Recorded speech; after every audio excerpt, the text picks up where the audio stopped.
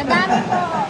Sa pinapalam ko kay Bon, kaya hindi man kayo nakapag-prepare kasi sa inyo, sabi ko may quiz. Hindi niya in-announce eh. Siya lang nag-review. Okay? So, ngayon we're going to talk about the feasts of the Lord.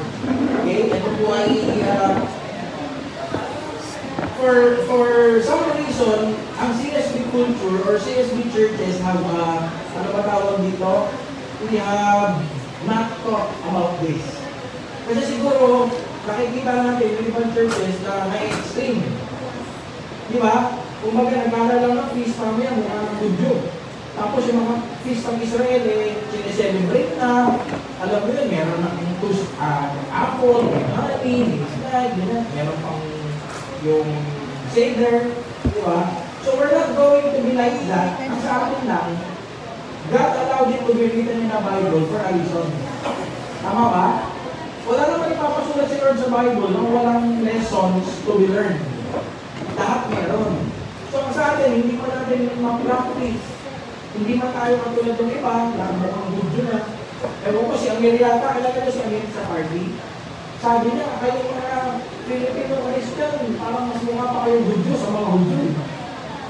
Diba? So, alam mo yun, we're going to learn the significance. Kung natin sabihin na, significance. Ayun. So, hindi para i-celebrate yung feast per se, diba? Kundi yung,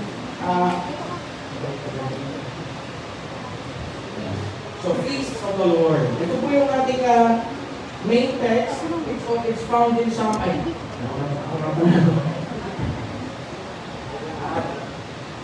Leviticus.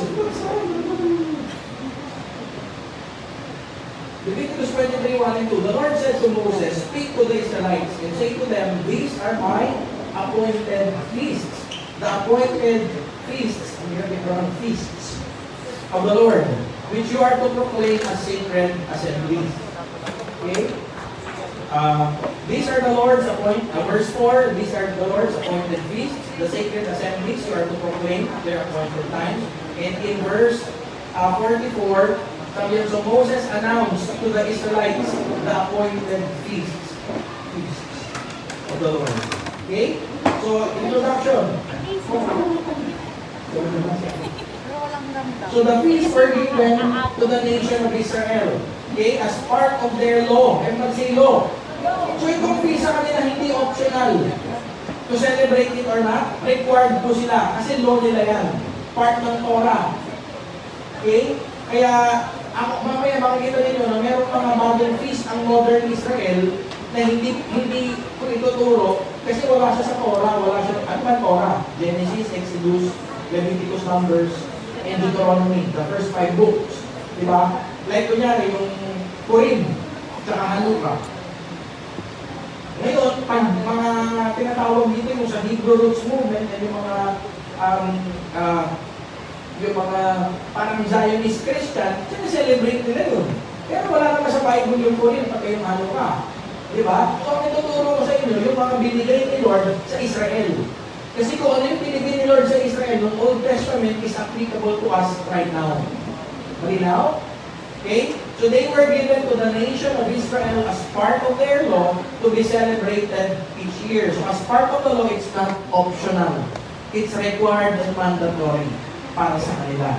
Okay? So they were not given to any other nation, nor were they given to the church. Malinaw na malinaw, speak to the Israelites and say to them, these are my appointed feasts, sabi ni Lord. So hindi yung binigay sa Gentiles, hindi binigay sa body of Christ, binigay yan sa specific bansang Israel. Meron ba dito Israelite? Diba? Wala naman eh. So, full-blooded Filipinos tayo. Ito po, medyo, side note, okay, ito po. There is a major difference between the Hebrew calendar and the Western Gregorian calendar. Kasi baka isipin ninyo yung feast in the context of our modern day calendar. Ibang-iba po yun. Okay? Yung ginagamit natin ngayon, the Gregorian calendar is solar. Okay? Seasons are determined by the sun. Yung ginagamit po ng Hebrew, the Hebrew calendar is both solar and lunar. Ang tawag nila lunisolar. Okay? Each month is determined by the phases of the moon and the position of the sun. So wag natin titignan yung feast na pareho dun sa calendar natin kasi solar tayo, sila solar and lunar. Kaya makikita nyo sa Bible, meron tinatawag na mga new moon, celebration, specific sila dyan, tinitignan nila yung buwan. Diba? Sa atin hindi. Ang tinitignan natin, araw. Okay? Malinaw po? Hindi agad intindihin. Side note lang yun, para lang alam ninyo. Next. As the Lord has appointed feasts, we can learn a great deal from them. So we shall use the term feasts of the Lord instead of feasts of Israel in this study. Okay? So sa amin, mas appropriate yung term na feasts of the Lord. Bakit? Kasi, balita ko lang, yung kanina, ano sabi ng Lord? Say to the Israelites, these are my appointed feasts. Kaninong feast? Kay Lord. My. Hindi Israel ang may-ari nun. Si Lord. So I would rather use the feasts of the Lord rather than feasts of Israel. Kasi hindi lang naman sa Israel yung Old Testament application, but in the New Testament, it applies to us. Malinaw po? Okay. Terminology lang naman yun. Okay. Ayan. Communal feast. Communist? Hindi ko communist. Communal feast. Kasi may mga feast na personal. You can celebrate it personally or as a family. Pag communal, it's the whole community. Para sa lahat. So the communal festivals of Israel may be considered pag timing ang pag-uusapan. Kung paano natin sila aayusin with regards to time, ito po, may weekly feast, may monthly feast, may annual feast, at may periodic feast. Clear? Ano yung weekly? Kunyari, Sabat. Ano yung monthly? New moons. Ano yung annual? Ito yung pag-aaralan natin. Ano yung periodic? Sample. The Sabbath year. Hindi Sabbath ha, Sabbath year. Pag sinabing Sabbath year, every 7 years. So every 7 years, yung 7 is the Sabbath year. Doon yung papahinga yung lupa. Bawal magtanim. For 1 year, hayaan mo na yung lupa ma-restore, magpahinga. So Sabbath year yun, periodic feast. Meron tinatawag na Jubilee year. Yung Jubilee year, 7 Sabbath years. Okay? So 49 years yun, on the 50th, lahat ng may utang, pardon. Sarap ko, sarap na Lord!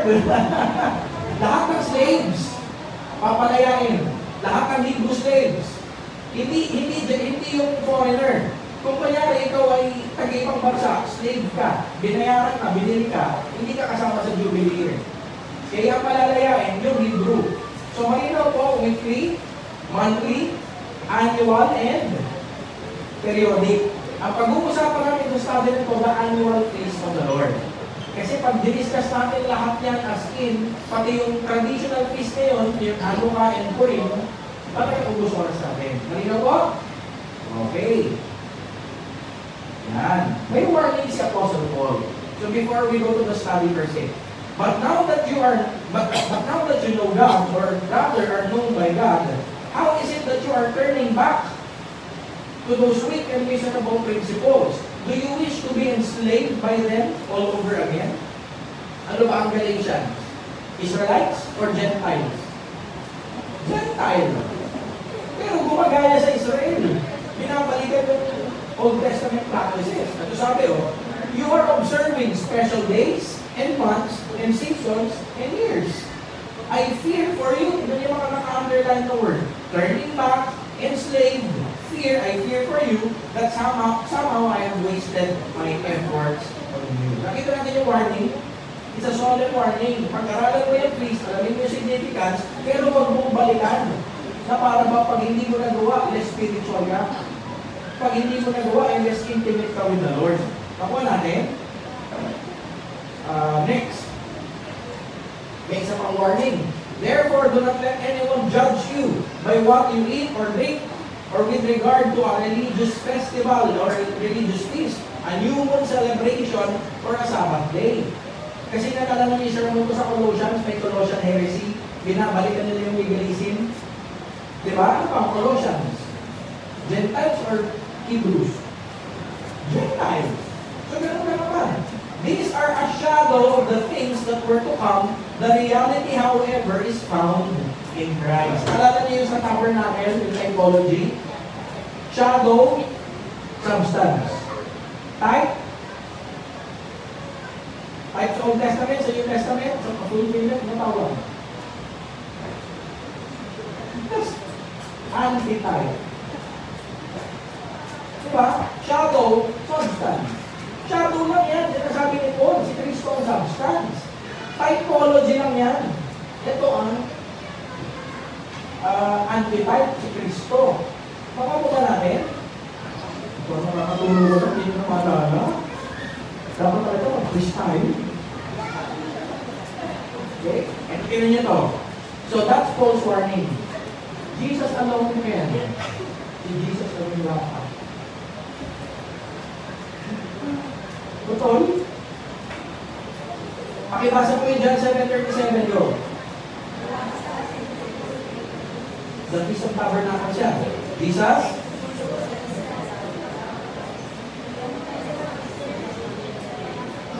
Ayan. So ang ano dito, Jesus alone can satisfy. You can keep all the feast all you want, you can practice them, pero empty ka pa rin. Empty ka pa rin. Kasi you're doing something ritualistic and legalistic. Shadow nga lang yun eh. Ang substance, ang reality, si Jesus. So even if you keep on, if you fulfill all the feast, pero wala ka namang intimacy with the Lord, empty ka. Diba? So kaya sabi ni Jesus, isipin nyo, the last and the greatest day. Actually, ang tawag dyan, the great day. Kasi last day yan ang Feast of Tabernacles. 1 week yun. So yung last day ng Feast of Tabernacles, habang nag-celebrate yung mga Hudyo, sabi niya, sige, celebrate kayo na celebrate. Pero mauuho pa rin kayo, lumapit kayo sa akin. Nakuha niyo yung ano doon? Yung point niya. Okay, so we're going to study this. Pero CSB, sino ang substance? Si Jesus. Okay? So, warning. Ay do not be fanatical or legalistic in your observance of the feasts. They do not add to your spirituality or intimacy. Tama? Okay. They cannot satisfy your spiritual thirst. Pangalawa, do not be judgmental of others who are observing the feast. Kung gusto nila, mas napapalapit sila kay Lord, hayaan mo. Diba? Huwag naman tayo maging judgmental. Clear?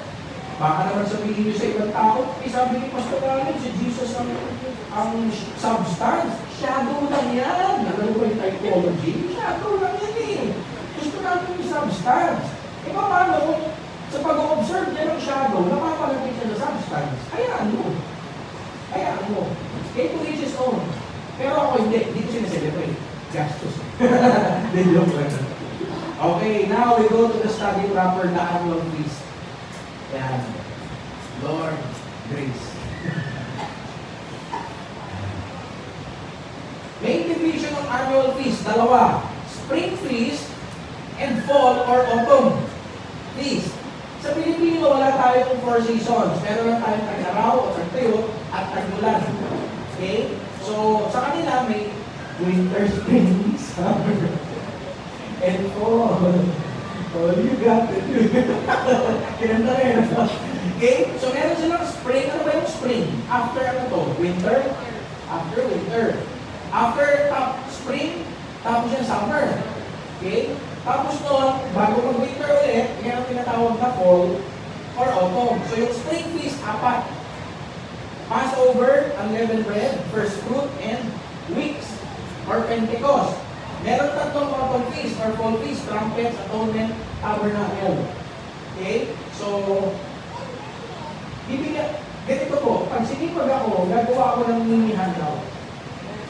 Ng tabernacle at nito. 500 lang naman. Libre yung seminar, yung handout ang may bayan. Joke lang. Joke lang po. Okay, mura-mura. Okay, ito po, next. Pilgrimage feast. Ayan yung kanina. Sa Valley of Weeping, sa Valley of Baca, as they go through pilgrimage. Nalala niyo yun? Sa 84:6. Ito yun. 3 annual pilgrimage feasts required all males to attend 20 years old and above. Kasi 20 years old, nasa census na yan. Binibilang na.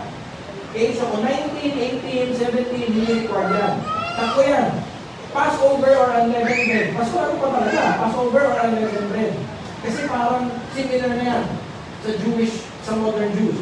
Feast of Weeks, also called Pentecost, and Feast of Tabernacles. Okay? Pakibasa ang Deuteronomy 16:16. 1, 2, 3, go.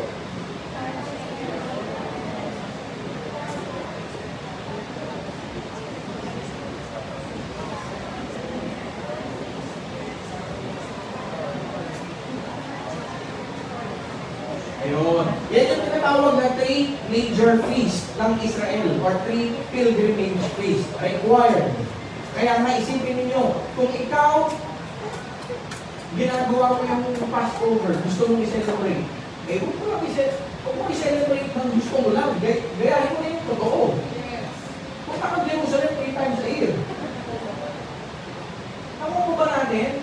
Yun ang hindi na may gets ng mga pahudyo effect. Pa-Jew, pa-Israelite effect. Gusto nila maging ano, pero ang utos nila, 3 times a year, go to Jerusalem. Kaya dapat, kung gusto mo talaga, legalistically speaking, gayahin mo yun. Magkano plane ko papuntang Israel. Kaya nga ako isa yan sa mga bucket list ko, makapunta ng uwilan. Nangangarap pa kayo? Balang araw, makapunta tayo lahat. Kasi wala na, balikan dito. Doon na tayo. Okay? So ito po. Preview. Ayan. Month of Nisan is the first month of the Hebrew calendar. Okay? Sivan is the 3rd month. Tishri is the 7th.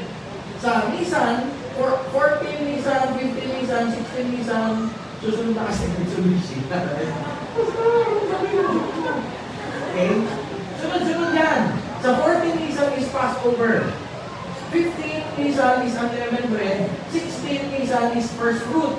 Ayan yung pagkamatay, pagkaliping, at pagkabuhay ni Kristo. Kaya dikit-dikit yan. 7 weeks after first fruits, 49 days yun. On the 50th, yun yung 6, Sivan. Ang tawag doon, Pentecost. Kaya makikita natin yung kaganapan sa Bible, they all fall on the feasts. Ang galing, di ba? Hindi aksidente, kaya binigay ni Lord sa Israel yun kasi prophetic. O after naman ng weeks or Pentecost sa 6 Sivan, merong 3 to 4 months na gap. Ang tinatawag dyan, church age. Sabi nung iba, natingin ko, tama naman. Kasi on the day of Pentecost, bumaba ang Holy Spirit, the church is born. Nagpasimula ang New Testament church, tama?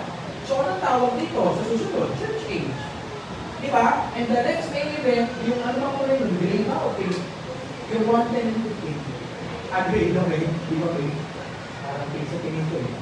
On the month of Tishri, which is September to October, yung tatlo naman, isang buko siya. Sunod-sunod. 1st, 10th, and 15th. Okay? So mamaya malalaman natin kung ano yan. There is a gap of roughly 4 months in between the last spring feast. Ano yung last spring feast? Yung 6, Pentecost. And the first autumn feast, which is Trumpet. Okay? Picture na natin. Next. We're going to talk about the first spring feast, the Feast of Passover. Madali lang ito. Tingin ko gets dito. Face up. Okay? Leviticus 23:5-8, the Lord's Passover begins at the twilight on the 14th day of the first month. See? 14 Nisan. So, ayun siya. Andun siya, yung unang-una. Okay? Sorry. Ito po yung verse dyan. Exodus 12. Tell the whole community of Israel that on the 10th day, everyone say 10th day. 10th day of this month, each man is to take a lamb Ang tawag dyan, Lamb Selection Day.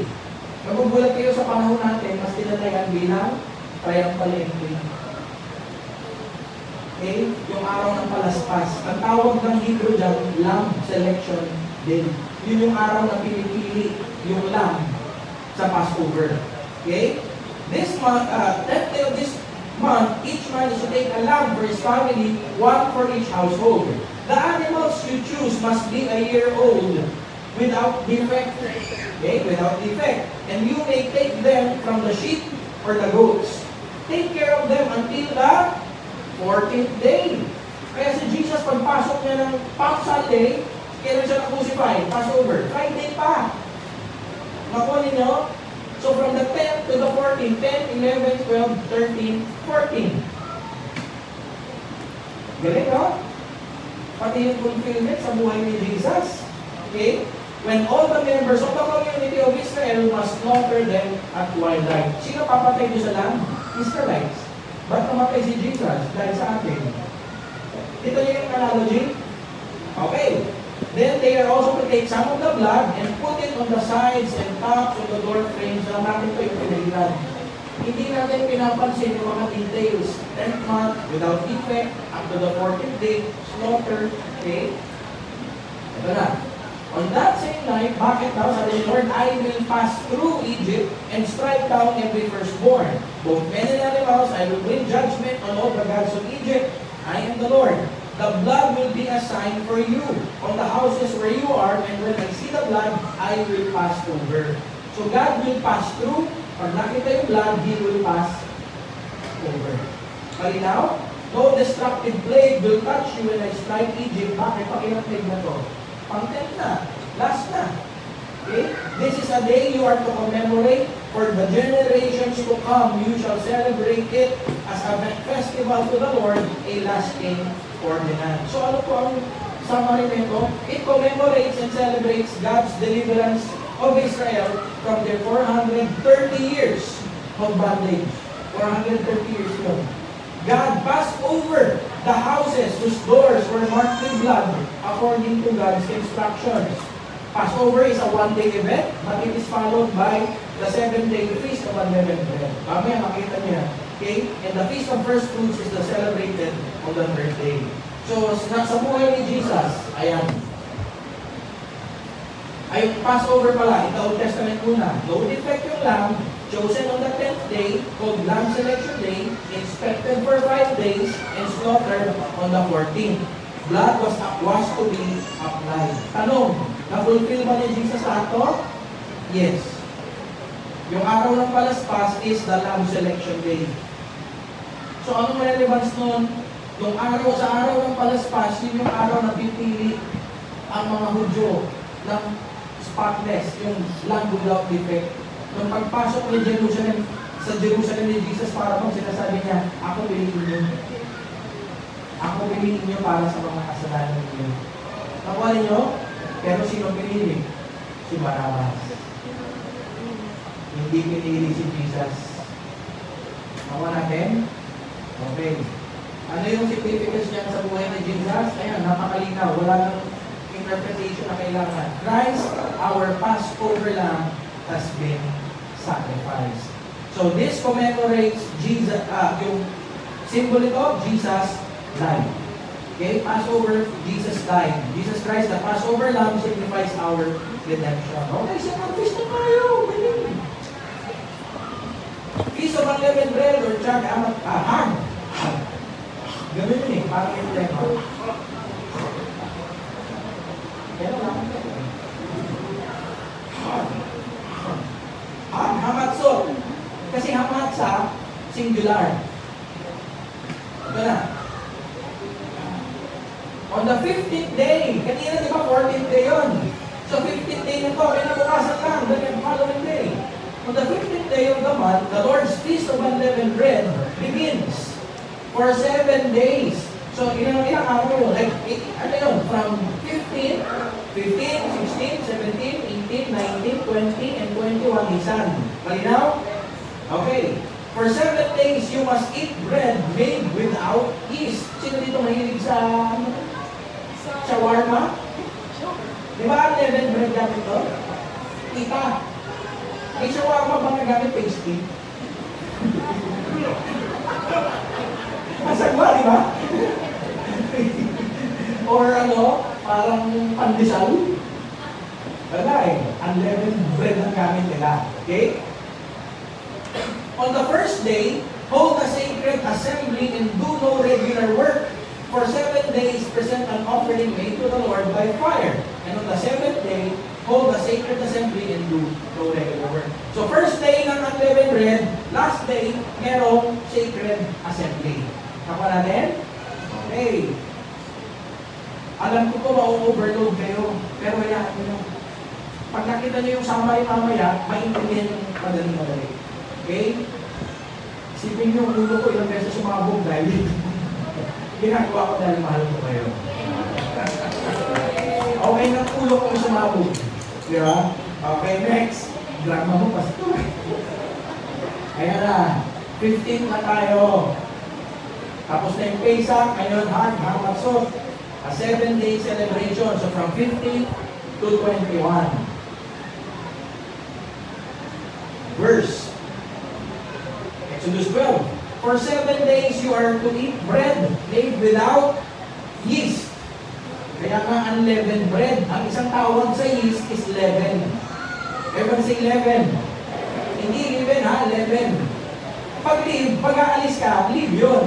Pero pag yeast, leaven. Okay? For 7 days you are to eat bread made without yeast or leaven. On the first day, remove the yeast. So yung unang araw pa lang ng unleavened bread, tatanggalin na. Ang sabi na, kahit crumbs, hahanapin talaga nila buong bahay kahit isang crumb lang, hahanapin, they're going to use lamps para kahit isang crumb lang ng, o isang patak lang ng leaven, hindi na siya liquid eh. Tawag doon, isang molecule. Ang galing naman ito. Kasi isang maliit na peraso, pati yung kinakailangan itapon, gano'n nila ini-scrutinize yung bahay nila para kahit konti walang makita. Okay? Remove the yeast from your houses, for whoever eats, actually hindi lang eats, pag binasa niyo yung buong protection, pati yung meron makita. Okay? Anything without yeast in it, from the first day to the 7th, must be cut off from Israel. Hindi ka na magiging part ng Israel nation. Celebrate the feast of unleavened bread because it was on this very day that I brought your divisions out of Egypt. Everybody say yeast. Sabihin natin, remove. At sabihin natin, Egypt. Mamaya, nawala yung bilog. Kasi hindi ko marunong magbilog. Tama ko bilog ko dito. Kaya napagbilog lang dyan eh. Hindi lumalapat. Okay? Let's go to the next. Basahin natin to. Moses said to the people, remember this day in which you went out of Egypt. Bakit? Ano ba ang Egypt? Egypt. Out of the house of bondage. Everybody say bondage. Saan natin nagagamit o narinig madalas yung term na bondage? Sa deliverance. Okay? For by strength of hand, the Lord brought you out of this place, no leavened bread shall be eaten. So ito po ang symbolism niya. Yeast or leaven symbolize sin. The removal of sin symbolize sanctification. Kasi sa Passover, na-reveal ka na, save ka na. Ngayon, bilang taong ligtas, ano gagawin mo? Mag-sanctify ka araw-araw. Nakuha natin? Sa tabernacle, balikan natin sa outer court. Ano yung unang makikita natin doon? Brazen altar. Di ba doon ino-offer yung ayok? Nalala nyo? Para sa kasalanan? So nariting ka na. Pero ano yung susunod sa brazen altar? The bronze laver. Yung hugasan. It symbolizes, nariting ka na, nasave ka na, pero araw-araw mag-sanctify ka. Nakuha natin, so sa feast, yun yung katapat. Passover, our salvation, unleavened bread is our, mamaya. Okay? So since leaven symbolize sin, the removal of leaven symbolize sanctification. Alam niyo ba, sanctification, buong buhay natin yan. Hanggat nabubuhay tayo. Amen? Hindi humito ang sanctification. Egypt symbolize slavery or bondage. Ang lumilitaw dito sa kanilang verse natin, out of Egypt, out of the house of bondage. Okay? And the escape from Egypt symbolized deliverance. Malinaw? Nagigets ninyo? So sa Bible, importante na hindi ka lang malinis sa kasalanan mo, importante ma-deliver ka rin. Kaya sa CSB, hindi lang tayo humihingi ng tawag kay Lord, nagpe-pray tayo ng deliverance kasi baka meron pang demonyo. Yung 11 kasalanan Yung Egypt, demonyo yan. Ayun yung nag-hold sa'yo in bondage. So both are important. Kita nyo? Kaya ituturo ko ito on a traditional point of view, ituturo ko sa inyo ito sa revival mindset. Malinaw? Okay. To remove. Kanina sabi, di ba? Anong gagawin nila? Sorry. On the first day, remove the yeast. Everybody say remove. Inutusan ni Lord, tanggalin mo yung yeast. Ano ba yung salitang remove? Is very prophetic. To remove is sabat, meaning to cease or rest. It is the root word for Sabbath. When Israel removed the yeast, which is sin, and escaped from Egypt or slavery, they will find rest. So sa buhay natin, pag hindi natanggal ang sin at ang Egypt sa buhay mo, wala kang rest. Nakakapagod. 430 years, alipin sila sa Egypt. Diba? So, kung tinanggal nila yung yeast, labas sila ng Egypt, for the first time, after 430 years, they experience rest. Sa Egypt, kahit anong gawin mo, gusto mo magpahinga, hindi ka makapagpahinga. Pag sinabing gawa, trabaho, diba? Napasin ka, kulit, at awin ka. Malinaw po ba yung symbolism? So, nakuha niyo yung application nito sa buhay natin. So, unleavened bread is the removal of yeast and deliverance from Egypt historically. Ngayon, meron pa isang binanggit dyan. Paano kainin yung unleavened bread? This is how you are to eat it with your cloak. Ibig sabihin, nakaredy sila. Naka-cloak, nakatali. Okay? Your sandals on your feet and your staff in your hand. Bakit? Kasi pagdating na yung destroying angel. Pag namatay na lahat ng firstborn, papayag na si Pharaoh. Papayag na siya na palabasin ang Israel. Pag pumayag na si Pharaoh, magmadali kayo. Pumayag na eh. Ito yun. Okay? Eat it in haste. It is the Lord's Passover. Tanong, pag nilagyan pa nila ng yeast, yung flour, mag-iintay ka pa kumansa. It takes time. Kaya sabi ni Lord, pag pumayag ka si Pharaoh, madali kayong umalis, huwag na nang lagyan ng yeast yan, kasi it will take time. Nakuha niya yung in the natural, yun. Pero sa spiritual, ito po, isi-share ko sa inyo. Sa akin ko, hindi ko yung research, yung revelation nila sa akin. Ito po yung haste. Ano ba yung haste? Bilis, madaliin. Ito po yan. So, unleavened bread, get rid of the yeast or sin, come out of Egypt, slavery, do it in haste. Huwag mo nang patagalin pa ang paglaya mo. Yung kasalanan, huwag mo nang alagaan. Naalala ko dati, pastor, tsaka ako naaayawan ko mga bisyo ko after 10 years. Sabi ko, sigurado kung after 10 years, buhay ka pa. Pati mo gawin mo. Galing, no? Iba si Lord eh. Lahat may meaning eh. Kaya sa ganito po, ang matapala sa symbology, Pentecostals. Sobrang sharp nila sa symbology. Ang tawag doon, trained eye sa hermeneutics.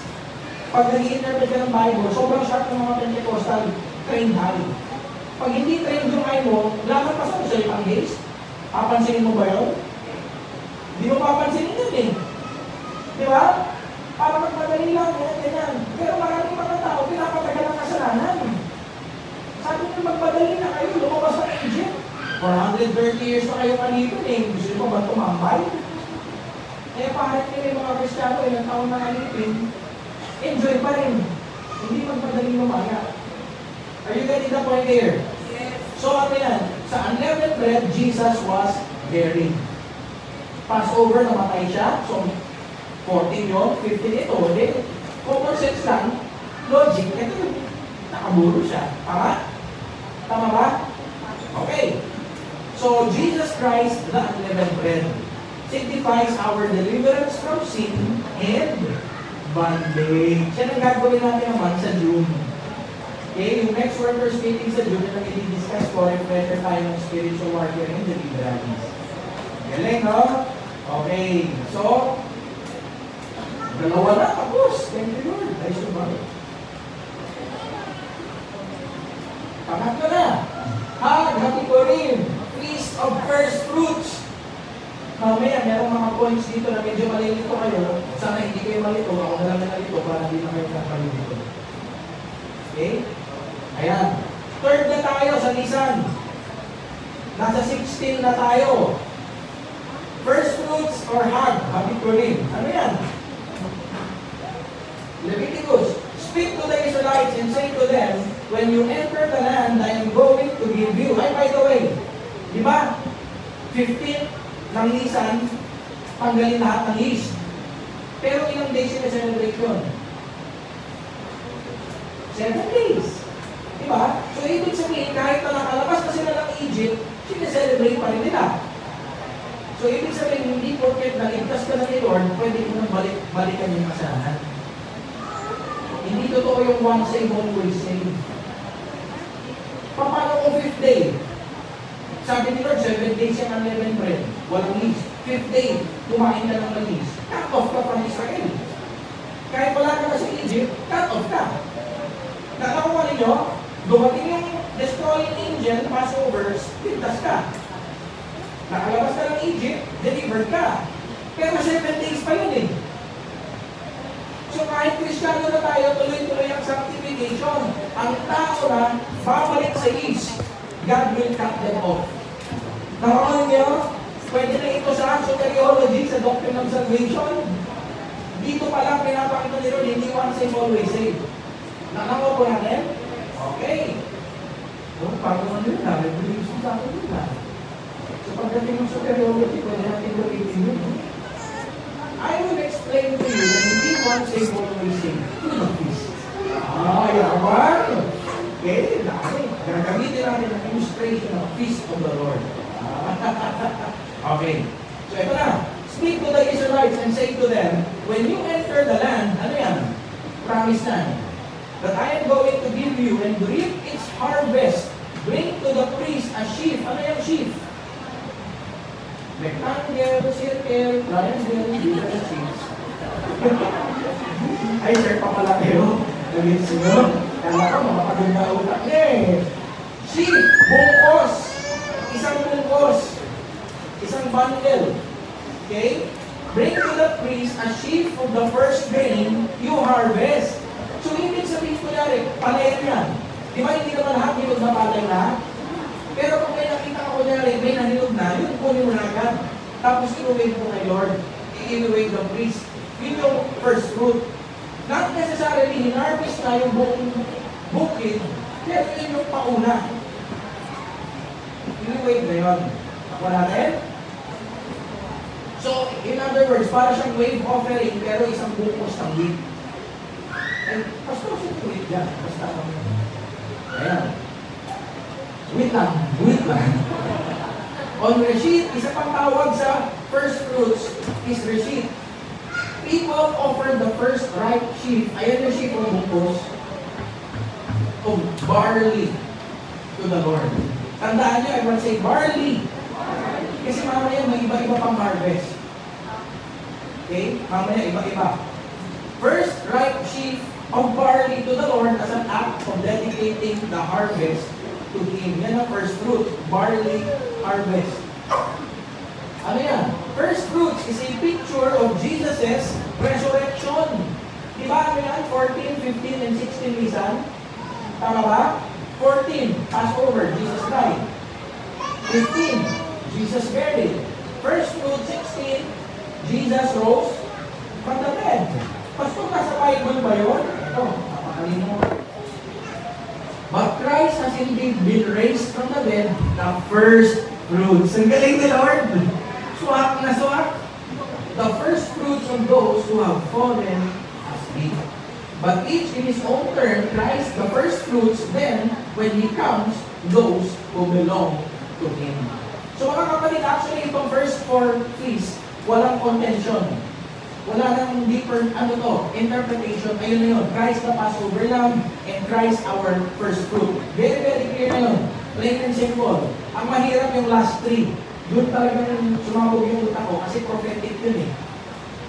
So yung pag-a-assign ng symbolism, doon talaga nagkakatalo ang mga churches ngayon. Dito halos walang problema. So first fruits, Jesus rose from the dead. 14 Nisan, Passover, Jesus died. 15 Nisan, Jesus was buried. 16 Nisan, Jesus on early Sunday morning. Just like Jesus said. Di ba? Nabuhay siya. The rest, reason. He's risen. King Jesus. The resurrection of Jesus guarantees our resurrection in the future. Dahil nabuhay siya, tayo susunod. Wow! Hallelujah! He is the first among many. Kasi kung siya mismo hindi nabuhay, talagang garanti na mabubuhay tayo. Diba? Wala na. Soul sleep, soul annihilation na lang. Okay? So ano yan? Jesus Christ is the first fruits from the dead.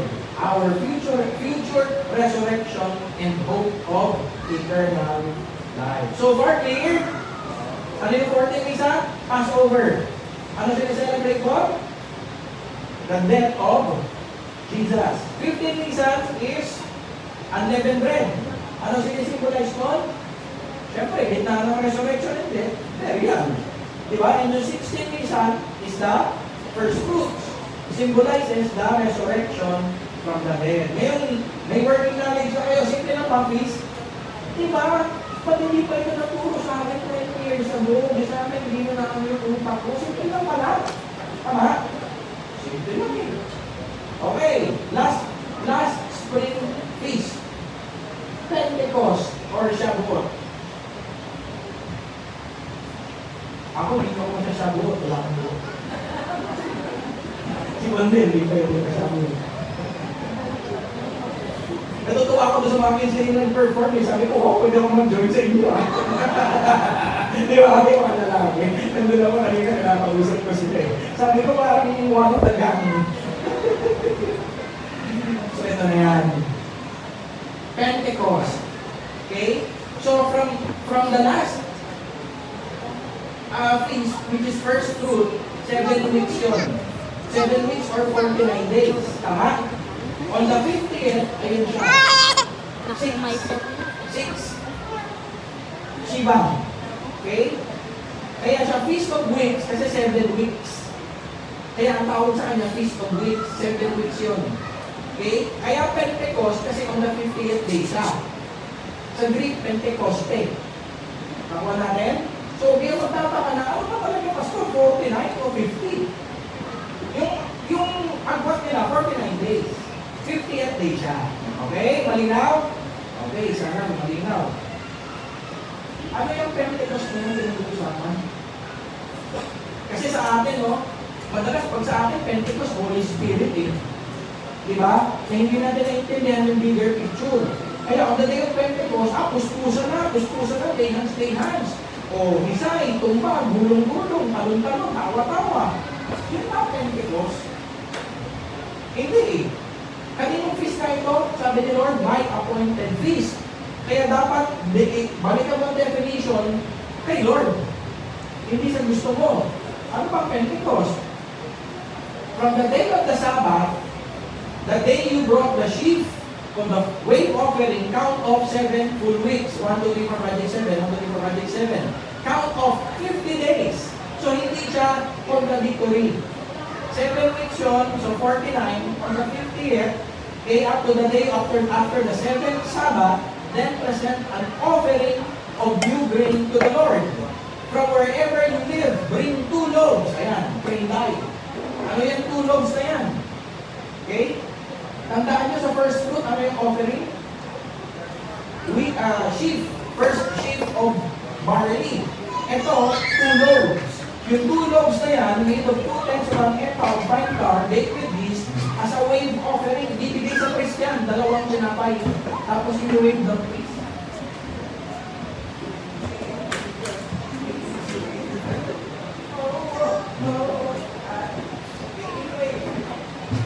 Nakuha ninyo, kanina bungkos, ngayon sa Pentecost, tinapay. Okay? Mamaya magtataka kayo, akala ko ba masama ang asa ba yun? Yung yeast, ba't sabi din baked with yeast? Kasi ang yeast, symbol ng yeast, sin. Sabi ni Lord, looking over doon sa kanya with yeast.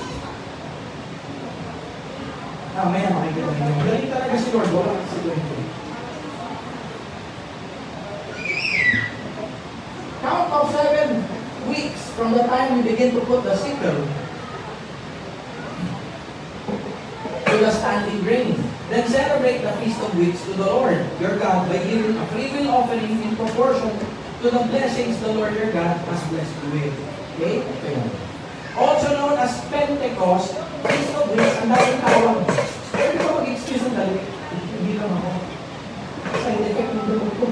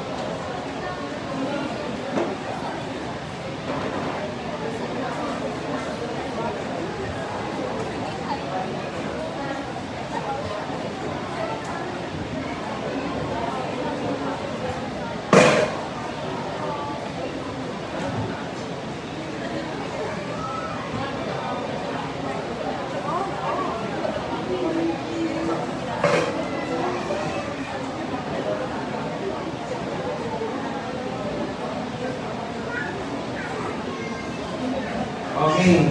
So yan, saan na ako? Also known as Pentecost, Feast of Weeks, kasi 7 weeks ka. Tawa natin. Feast of Harvest. Okay? Ano harvest? Kanina barley, di ba? Barley, di ba? Okay? And the latter, first fruits. It is the time to present an offering of new grain of summer to eat. Yun ang pinagkaiba. Sa first fruits, barley. First fruits ng barley. Ito, sa Pentecost, first fruits ng wheat. Yung sa first fruits na totoo, yun yung totoo first fruits. Okay? Barley yun. Bungkos. Dito, kaya tawag sa latter first fruit. Pero, bihira yung name na yan. Okay? Wheat. Tapos itong wheat na to, tinapay na siya. Hindi na siya wheat. Kanya present kay Lord. 2 loaves. Malinaw? Malinaw po ba? Pakibasa po. 1, 2, 3, go. Yung nasa likod, nagkakwentuhan, kami kayo, please. Kumarap kayo dito lahat. Observe the festival of weeks. Kasi kung hindi nyo kaya na-explain, kung na-explain ko, kung kaya ninyo, okay lang. Kung hindi naman, nakinig kayo. Okay? Observe the festival of weeks. Nakaka po natin, kasi sa workers, if you can explain what I'm explaining, go ahead. Pag hindi, makinig. Nakaka natin? Sige. Observe the festival of weeks with the first fruits of the wheat harvest. Okay? So, malinaw po yan? Okay, tuloy natin. Pakibasa po. Significant dito. 1, 2, 3, go.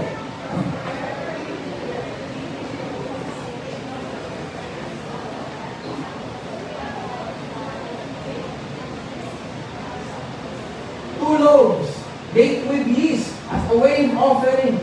Ito yan. Alam niyo ba pati yan may significance? The two loaves, di ba, both have yeast or leaven. Tama? Bawat loaf made with yeast eh. Ano yung yeast? Sin. So bawat loaf may sin. Ayan na. Whether Jew or Gentile, all have sin. Yun eh. God wanted to harvest, prophetic ito, God wanted to harvest both Jews and Gentiles. Dumating si Jesus hindi lang para sa Israel nation, kundi sa lahat ng bansa ng buong mundo. Galing Lord. Nakaupo natin? Okay, basahin natin itong next two verses. 1, 2, 3, go.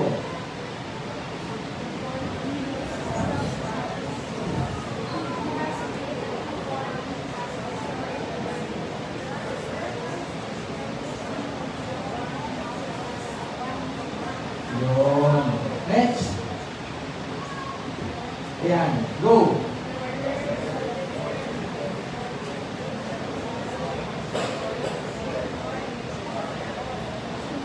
So, malinaw yung symbolism ng two loaves. Sinadya ni Lord na sabihin nyo, i-offer ninyo sa Feast of Weeks or Pentecost na ganyan leaven. Kasi may symbol yun. Yung loaf na yun may kasalanan. At yung two loaves na yun is both Jews and Gentiles. Walang tao na hindi nagkasala. Hallelujah! Palakpakan natin si Lord. Ang galing. Pero ang maganda, it happened on the Feast of Weeks, also called Feast of Harvest. Prophetic eh. Kung ibig sabihin, Jews and Gentiles, kahit may level kayo, gusto kayong anihin ni Lord. On the day of Pentecost, what happened? Exactly what happened. Basahin yung book of Acts, simula day of Pentecost hanggang sa dulo. Diba? Ang dami ng mga sinimula ni Apostle Paul. Diba? Nag-share dito, nag-share doon, nag-share sa isang city, sa kabilang city. Hindi lang Jews ang nakakilala, pati Gentiles. Ayun na yan eh. Kaya ang Pentecost, yung pagbaba ng Holy Spirit is not for us to feel good. It is for us to gather the harvest, both Jews and Gentiles. Ang sad to say, sa panahon nilang na-minimize yung meaning ng Pentecost na feel good lang, tumbahan na, tawanan na, ngisay-ngisay. Di ba na nakalimutan, you are empowered to bring in the harvest. Kalungkot eh. Pero ito, tinuturo natin sa revival mindset. Okay? Hindi sa Zionist or natawag dito yung old school mindset. Tapa natin? Ito, tingnan nyo. Those who accepted this message, Pentecost ito, bumaba na Holy Spirit, were baptized, and about 3,000 were added to their number that day. Harvest! Sino yung harvest dyan? Ang sabi, on that day of Pentecost, Jews from all over the world. Sabi nga nung nabasa ko, no, sa mga panahon ito, baka millions of people ang nagagather sa Jerusalem. Hindi lang Jews from Israel, but Jews who were already, sabihin natin, living in other countries. Pero dahil pinapractice nila yung feast at required ni Lord, nag-pilgrimage sila. Nagawa namin, Hudyo pa rin sila eh, kahit malayo. Tapos ano sabi ni Jesus, you will receive power, and you will be my witnesses in Jerusalem, Judea, Samaria, and sa the earth. Ang galing. Nakuha ba natin? So wag natin i-minimize sa church na to ang meaning at ang symbolism ng Pentecost. Masarap yun, from time to time, nagkakaroon tayo ng slaying in the spirit, napuspus ka, ang sarap, di ba? Pero, at mas okay pa yung tao na hindi nagtatapos, pero ang dami nakakakot. Kaysa naman ikaw eh, tapos of men and of angels, pero wala kang natadala. Hindi mo naintindihan yung Pentecost. Make sense? Tignan natin yung next slide. And the Lord added to their number daily those who were being saved. The immediate result of Pentecost. Diba? Actually, meron pa sa Acts, umabot na ng 5,000 eh. 3,000, the Lord added, hanggang sa umabot na 5,000. So ang tanong sa atin, CSP, sino yung huling na-harvest natin?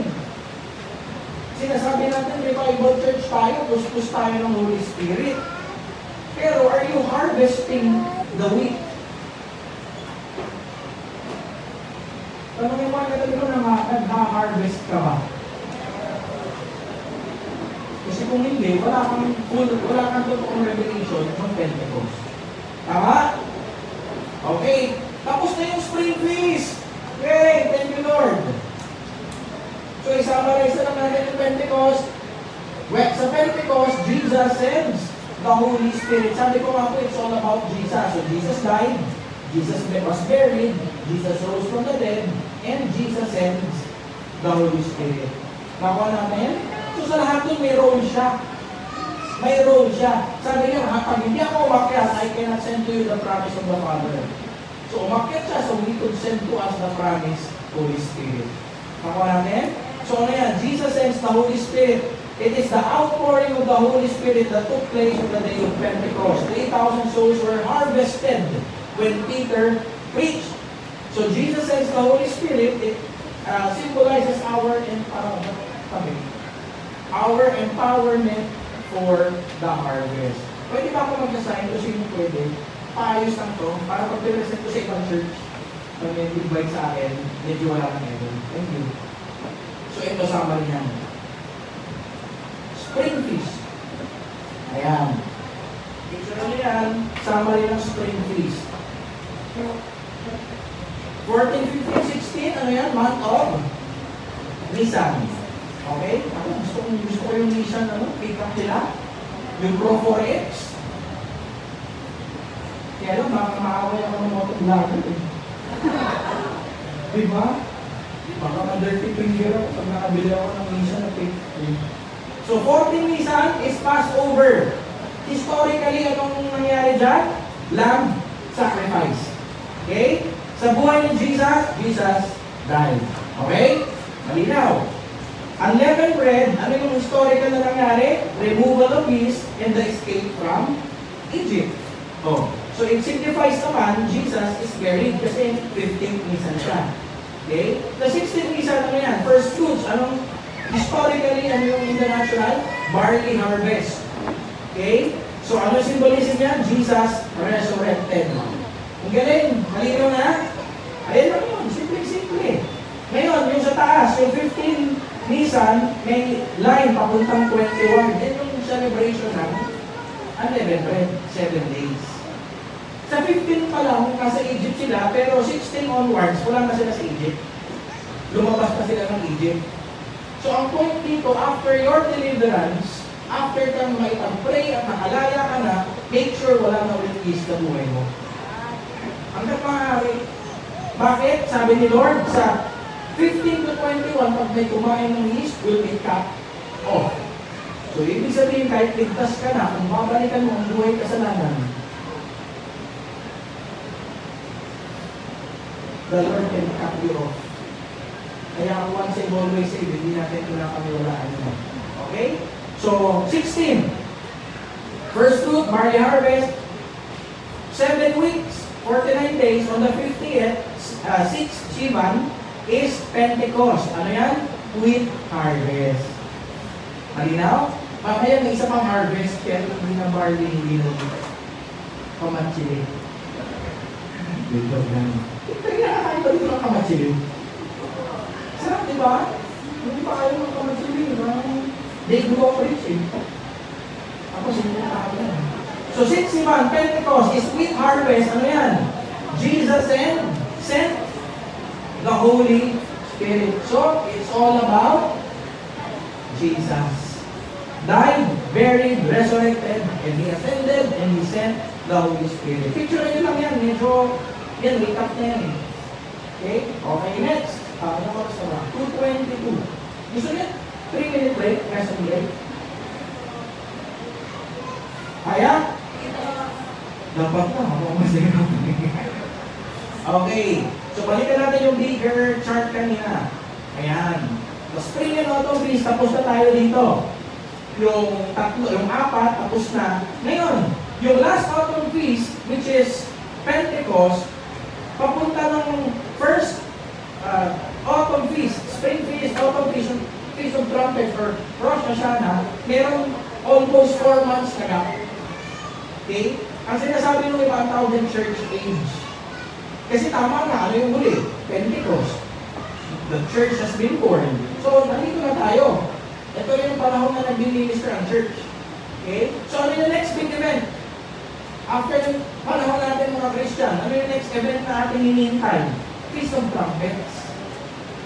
Dito po, medyo magiging maingat ako. So, ito pong lahat na i-represent ko dito sa last 3. Ito po ay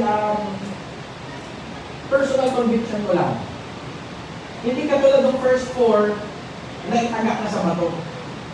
Wala ka na magagawa doon eh. First fruits, Passover, si Jesus yun eh. Di ba? And He sent the Holy Spirit, harvest, Day of Pentecost. Ito po, maraming different interpretations, depende sa eschatology. Hindi tayo naniniwala sa rapture. Raptureless na tayo eh. Nakuha ba natin? Sa eschatology, kingdom na tayo. So, interpret ko to, itong last 3, kingdom mindset din. Kingdom eschatology. Ang tawag doon, victorious eschatology. Nakuha natin? Hindi ko siya i-interpret ng dispensational theology. Magmalinaw? So, tignan natin kung a-agree kayo. Pero ito yung personal stand doon sa last 3. Ay, wala. Last naman. Uwi yan na. Mangyari. Last na. Ayan. Feast of Trumpets, or in Hebrew is Rosh Hashanah or Yom Teruah. Okay? Ang actual meaning niya is Rosh Hashanah, Feast of Trumpets. Okay? Ano yung Yom Teruah? Yun ang yung ginagawa nila. Feast, a day of shouting. Pag sinabing Yom, it's day. A literal day. So ang ginagawa nila, araw ng pagsigaw. So dito pala okay bang mahilig manigaw? Legal sila. Parang yung palabas yung The Purge. Legal na gumawa ng criminal one day. Di ba? Dito legal sumigaw. The day of shouting. Rosh Hashanah or Feast of Trumpets. Okay? Pakimasa po. 1, 2, 3, go!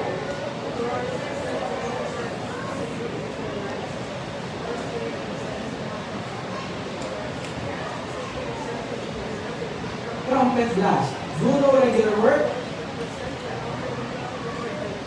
Yan. Next. On the first day of the 7th month,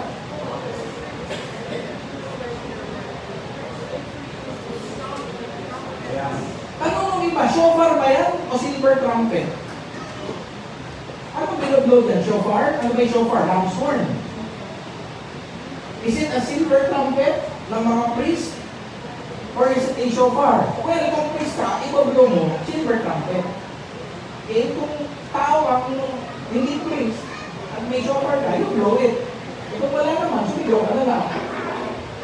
Day of shouting nga eh. Tawa natin, sino ito pala sigaw? Ano ba ito yun? Ano pala sigaw dito? Okay, pasok ka dito sa Yom Teruah. Okay? So, ayan. Ano yung significance ito? So, sa Feast of Trumpets, after the church, ngayon nasa church age tayo. Ano yung next event na hinihintay natin? Second coming.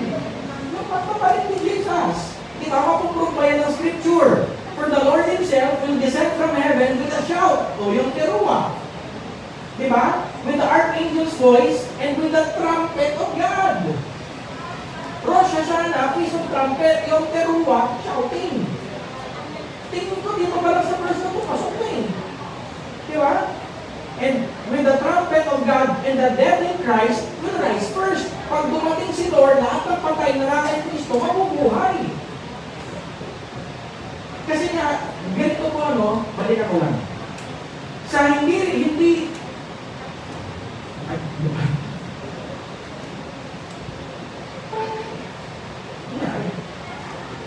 Ayaw bumalik ko sa chart? Hindi, ayaw bumalik ko sa chart eh.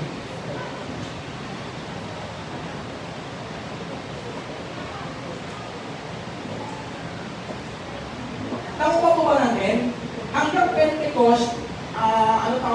So, uncontestable yun. Yun na yun. Tama po ba? Eh, pagdating ng Holy Spirit Church age na, ito na tayo. Ano yung next great event? Di ba the coming of the Lord? Yun yun eh. Yun na yung next great event, the coming of the Lord. And yung coming niya will be heralded by trumpet and a shout. Ang problema yan po, yung trumpet, yung trumpet, and Rosh Hashanah, di ba sa akin, coming of Jesus yan, the second coming. Sa dispensational, ginawa nilang rapture yan. Tapos yung atonement, yun yung second coming. Pero para sa akin, hindi pasok na yung atonement, ang second coming. Kasi yun nga ang theology natin ngayon, victorious eschatology. Kaya kung gusto nyo mag-refresher kayo, mag-attend kayo ng Bible school. Baka nakalimutan nyo yung eschatology natin. Baka marami dito galing sa ibang church at baka sa church nyo, na dispensational pa rin kayo, naniniwala pa rin kayo sa rapture teaching. Okay? So para sa CSB, revival mindset, trumpet, second coming na. Hindi rapture muna, tapos atonement o second coming. Parang hindi pasok eh. Okay? Kasi kung ang atonement ay second coming, doon pa lang mag-judge si Lord, then tabernacle, ano pa lang, hindi ba pagka-judge ni Lord, sa kanila ang tabernacle, 1,000 year o millennial reign. Eh ano mangyari after the millennium? Pakakawalan pa Diablo. Tama ba? Sa dispensational, after the millennium, pakakawalan pa si Satan, may final battle pa, Armageddon. Tama? Eh last feast na yun eh. Wala nang susunod na feast din eh, so dapat mag-i-end na sa tabernacle. Nakuha natin? So hindi talaga ako agree doon sa dispensational mindset regarding dyan. Nakuha niyo? Sana. Kung tanggap na lang kayo, tumango na lang kayo para may courage ako. Okay, salamat. Intindihan po ninyo. Makakataba ng puso. Maka-plastic kayo.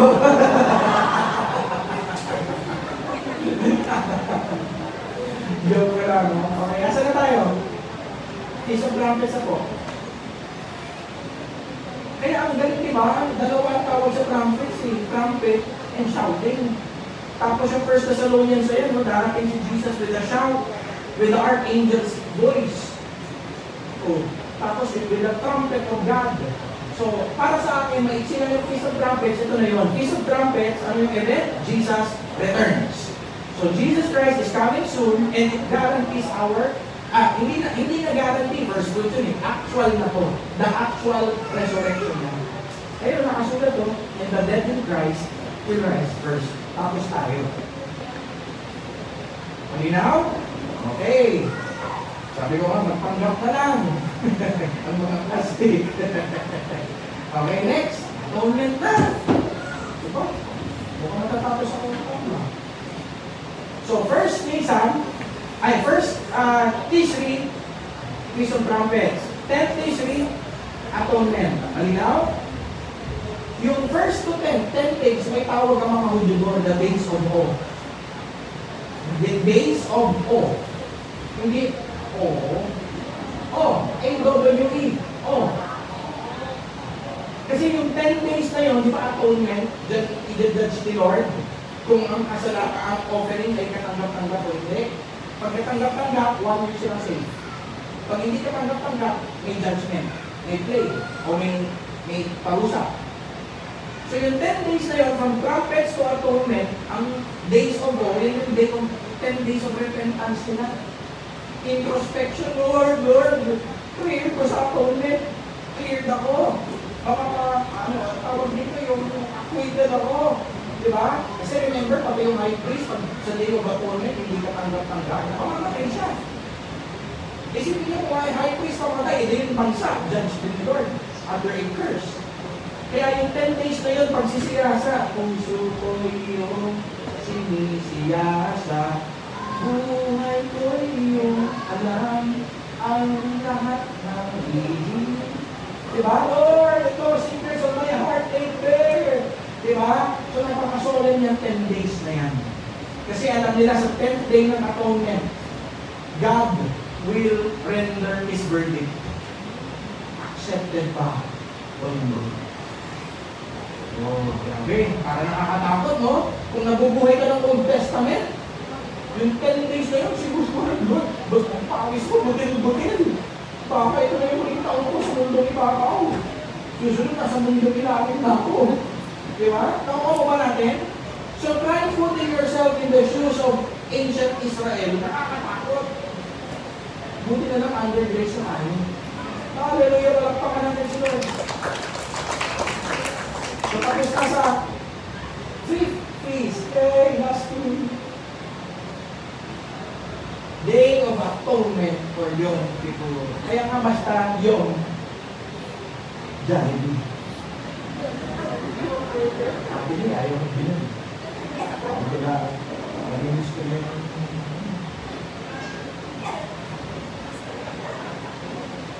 Nabasa na po. 1, 2, 3, go!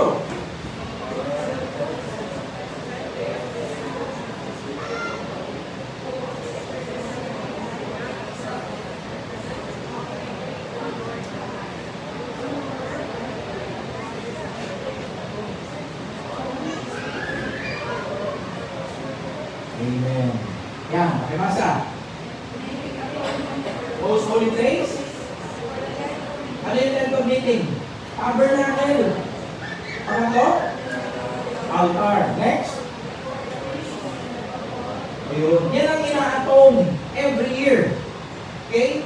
Ina-atohan ng dugo. Or sa harapan ni Lord, kailangan ma-quit. The most holy place, the tabernacle, and the altar. Anong altar to? Golden or brazen? The golden altar of incense. Kasi yun yung nasa harap ng Ark of the Covenant. Okay? And for priests and all people, alam niyo ba pati sa Day of Atonement, si Aaron nag-offer ng sin offering para sa sarili niya. Okay? Pero dito, ang sinir ko lang itong maiksi na to, para ito yung community. Dito kasi tayo wala naman tayo nilalaman siya sacrifice na Aaron sa sarili niya. Siya yung high priest Pero ito, makakalalik tayo kasi for the priest and all the people. Diyan tayo pasok. Okay? Alinaw? Pakibasa po ito. Yom Kippur, or Day of Atonement is a day of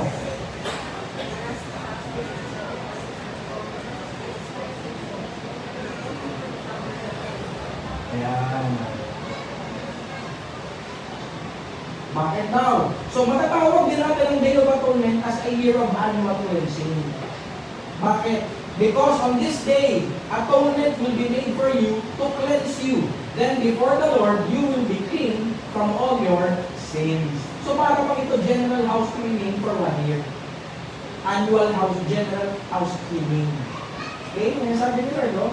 To cleanse you. Anong in-offer dyan? Ito po. Sa Day of Atonement, there is a sacrificial lamb and scapegoat. Tayo mga Kristiyano, pamilyar tayo sa lamb. Diba? Behold, the Lamb of God who takes away the sin of the world. So dito po, sa Day of Atonement, sa atin lang to hindi po kay Aaron. Kay Aaron kasi may kasama pang balak or ano bang balak? Bull. Mag-o-offer siya ng bull at ng sheep para sa sarili niya. Ito na lang kayo share ko kasi dito tayo papasok. Okay? So para sa community, para sa atin, anong kailangan? Sheep and goat. Dalawa. Sheep and goat for sin offering. Tapos may pangalawang sheep, bakit 3? Nakuha natin? 2 black sheep. 2. Yes sir, yes sir. 3 bags full. Okay, so dito, 2 sheep, 2 goat, 1 sheep.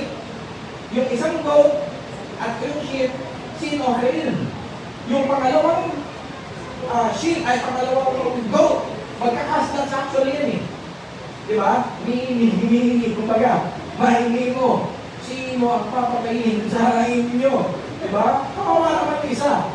So yung isa, ang gagawin ng high priest, ay nililay hands niya, yung scapegoat, ilalagay lahat ng sin ng Israel at papakuwalan sa disyerto para mamatay.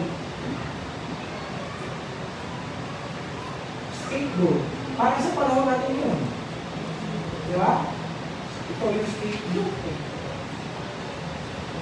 So, masyado tayong familiar dun sa lamb.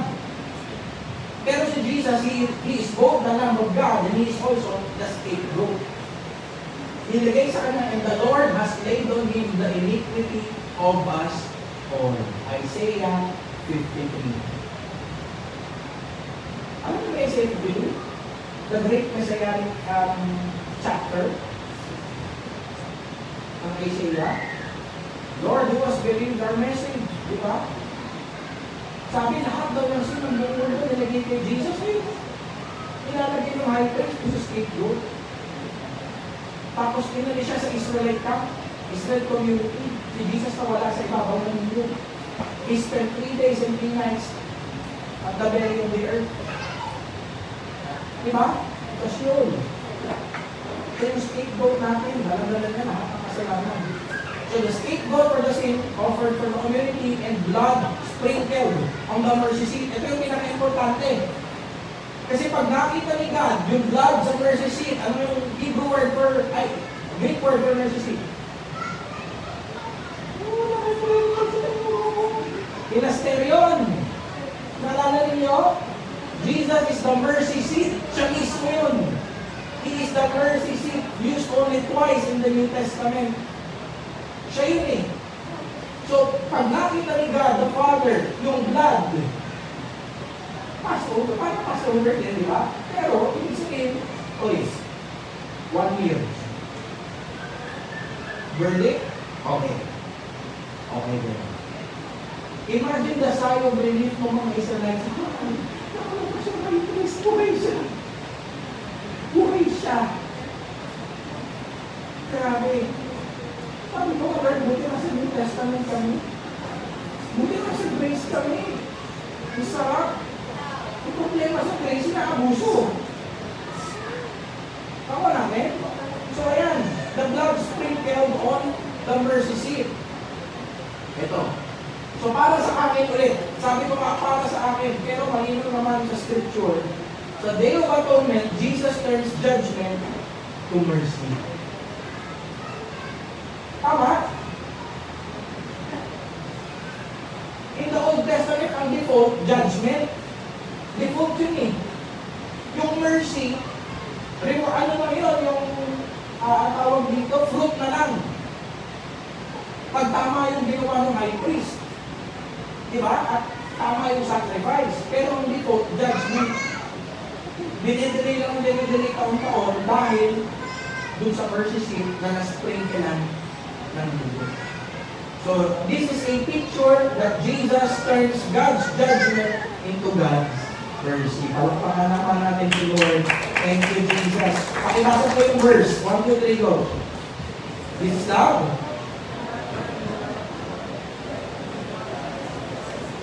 Send His Son as an atoning, ito po, hilasmos. Okay? Atoning sacrifice for our sins. In this way, love is made complete among us.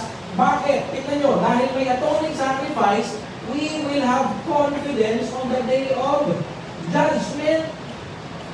So yung atoning sacrifice or atonement is related to judgment. Clear, everybody? Kaya yung Day of Atonement of Yom Kippur, talagang ano siya eh. He will turn God's judgment into mercy because of the blood sacrifice. Hallelujah. Kaya sa akin, malinaw.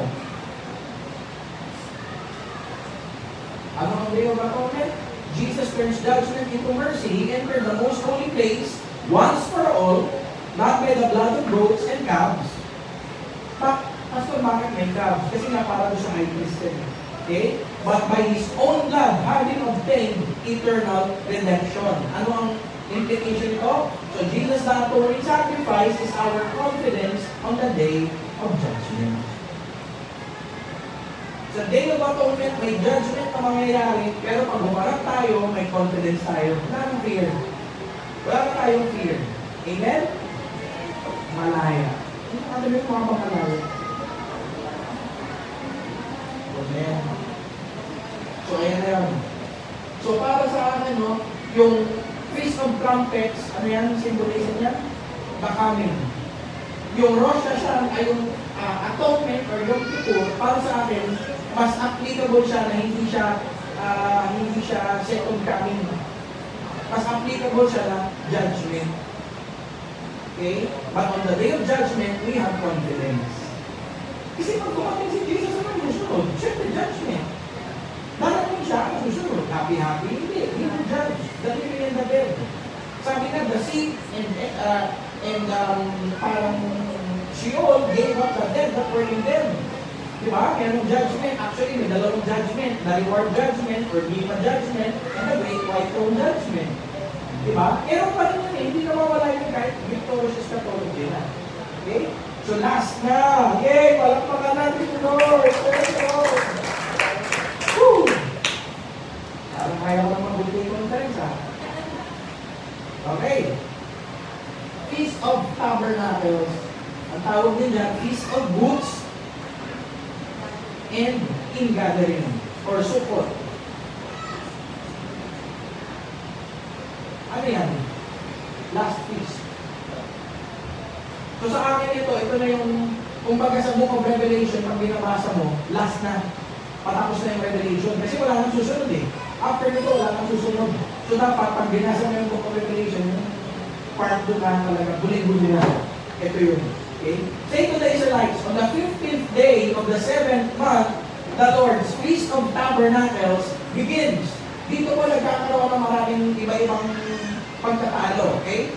It lasts for 7 days. So 7 days daw yung Feast of Tabernacles. Doon sa Spring Feast, ano yung 7 days?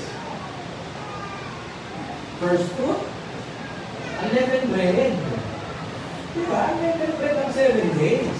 Okay? So beginning, pero dito sa verse 39, nakakalito. So beginning with the 15th day of the 7th month, after you have gathered the crops of the land, anong crops na naman yan? Tapos na yung barley, di ba? Barley is first fruit. Ano yung wheat? Pentecost. Di ba? May crops na naman.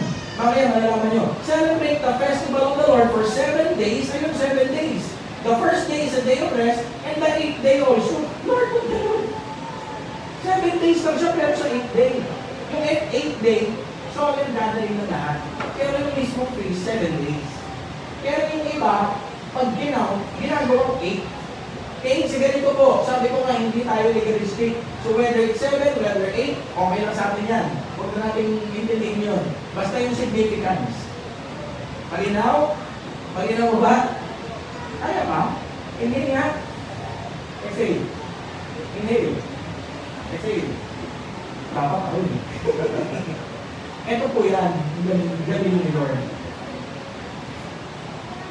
The Feast of First Fruit celebrated the first fruit of barley. Yung feast, si Doris, pasok na pasok dito. Hindi culturist eh. Diba? Feast of Wheat or Pentecost celebrated the first fruit of wheat. Pero yung last feast, okay, ito yung major feast, the Feast of Tabernacles was held at the end of the agricultural year when the grapes and olives. Sa grapes, dyan galing ang wine, sa olive, dyan galing ang oil nila. Kasi after ng fall or autumn, ano na susunod? Winter na. Kaya ito na yung end ng kanilang isang buong taon ng pagtatanim at pag-aani. Galing, no? So, ibig sabihin, para bang simula una hanggang sa huling feast, related siya sa tanim. Masarap pala maging partner. Mahirap din. Okay? So, malino po, makalumabas ito sa quiz natin. Okay? Actually, kung may budget lang ako, bibili pa ako ng isang Cheetos, isang Doritos, at isang Lay's. Tapos mag-quiz ako. Tapos kasi may yung makasagot sa kanila. Eh, wala budget eh. Sabi ng wife ko, buti na lang. Kasi po ko ng lamin. Okay? Meron ako, mangga! Yun! Bira! Ay, di mo eh. Masarap yun. Bira lang yun. Okay? So, patapos na tayo. Kaya ba? Dapat lang. Ay, kinig lang ko yun. Ito. Feast of Tabernacles. Ano yan? Or Sukkot. The Feast of Tabernacles, ayun, gagawa sila ng temporary shelter. Kaya tabernacle, Israel that God tabernacled with them in their wilderness journey. Di ba 40 years sila nag-travel sa wilderness? At nag-dwell sila sa mga temporary shelters? Ayan yun. The Feast of Tabernacles was ang nilagay ko mga 8 days. Was an 8-day celebration, and this is the third or the final annual pilgrimage feast of Israel. So, nagkakasense na lahat? Nagkakasense na, no? Parang pastor, simple lang pala ng feast. Simple lang kasi inaral natin. Minsan ang mga bagay na komplikado, akala natin napakahirap unless ma-confront mo. Hindi mo may simple lang pala. Tama? Di ba? Ito po. Ang tawag dyan, suka. Kaya, feast of suko. Okay, yung mga temporary suka, S-U-K-A, parang ganun na tayo. Hindi yung paumbong, yung ibang suka. Suka, yun, suka. Wala, tapos sa mga suka, no? Parang mo kung yung picture ng bulang ba?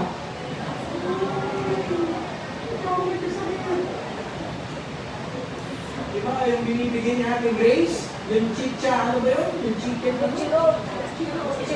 Butchiron! My. Tama-tama, no? Pagkatapos natin, naging namin. Hindi na tama yung mga women, ang merienda.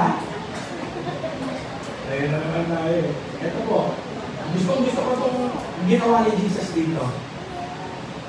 For at least the first 7 days of the feast, priests march in procession from the pool of Siloam. Ano yung pool of Siloam?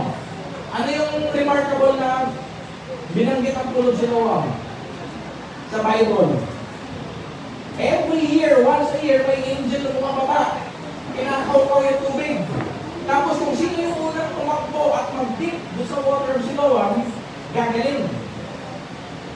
Kaya doon nakilala natin alam ng Siloam. Pero dito, they would go to the pool of Siloam, to the temple, and pour out water at the base of the altar. So naging tradition ng Israel, during the Feast of Tabernacles, pupunta sila sa, nakamarcha yung mga priests. Kukuha sila ng tubig sa pool of Siloam. Tapos babalik sa temple, doon sa paanan ng altar, ibubuhos nila. Tradition nila kasi sinasabi nila, pag dumating na ang Isaiah, for the earth will be filled with the knowledge of the glory of the Lord as the waters cover the sea. NII 3689. Ay, okay. So, ayun yung sinasabi, bakit ginagawa nila traditionally. Pero si Jesus, tingnan mo kung ano yung sinabi on the last day of the feast. On the last day of the feast, ang tawag dyan, the great day. And by the way, ang Feast of Tabernacles, ang pinakamasayang feast sa lahat. Okay? Yung Day of Atonement, pinakasolemn. Judgment Day. Ito, pagkatapos, syempre, natural, after judgment, acquitted ka, susunod. Saya. Kupot lang yun di ba? Ayan. Okay? On the last day of the feast, the great day, ang tawag nila, the great day, hindi lang pinapitalize dito. Pero sa Jewish culture, yun talaga ang proper name nila, the great day. Last day of the feast. Jesus stood up and cried out, "If anyone thirsts, let him come to me and drink." Ang galing niya, no? Ginamit niya yung tradition para ituro sa sarili niya. Sa atin, pag hindi mo alam yung biblical background, iisipin mo lang si Jesus na nag-offer ng satisfaction. Pero para kay Jesus, may meaning yun. Last day ng Feast of Tabernacles yun eh. Nung panahon niya, nakikita niya mga priest nagpamarcha. Ritual. Paulit-ulit na ritual. Pero walang fulfillment. Eh, nandun na siya. Nakuha ba natin? Kaya dito po, eventually, pag tinawag na ni Lord maging preacher in the future, in the near future, or sa millennium, kailangan mag-preach yan. Okay? Napaka-importante ng Bible backgrounds. Si Jesus, alam niya eh. Kuha tubig, buhos. Mauuhagit kayo, ako yun.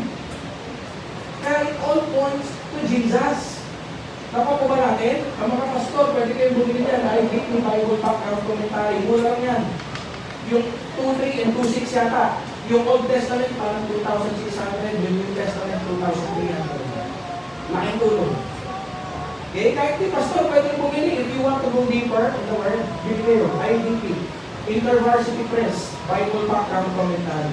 Next. Matapos na. Kaya ba? Okay. Merong second tradition na ginagawa sa Feast of Tabernacles at ginamit din ni Jesus yung tradition na yun para ituro sa sarili niya. Ito yun. Ay, hindi mo na yun muli. Basahin lang natin to. Tignan nyo Revelation 22, yung ending ng chapter ng Revelation. Then the angel showed me the river of the water of life, bright as crystal, flowing from the throne of God. And, sino yun lang? Si Jesus! Oh, grabe, di ba? Kaya ano mangyayari sa Revelation 21? And now the tabernacle of God is with men. So pag nag-tabernacle siya, may tubig. The river of life. Siya yun eh. Oh. Pakikita mo lahat sa feast, it all points to Jesus. Kaya ito, uulitin ko yung sinabi ko nung sinabi ko sa tabernacles natin yun. Kung sino man ang magsiseminar about the feast na hindi nakapoint kay Jesus, I don't want any part of that.